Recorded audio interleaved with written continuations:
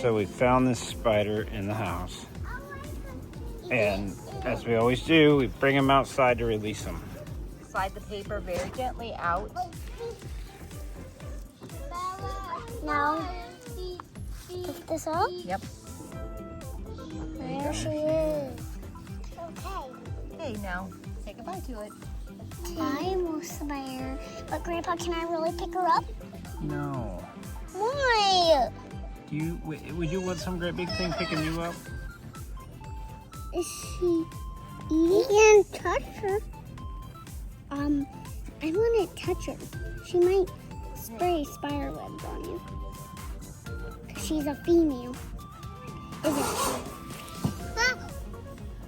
Sit tight. Oh, hook that up.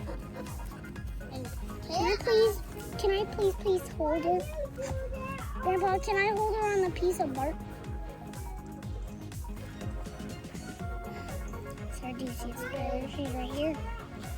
It's a queen. It's got breath in it. Must be eating something. It's in my pocket Yeah, now. you.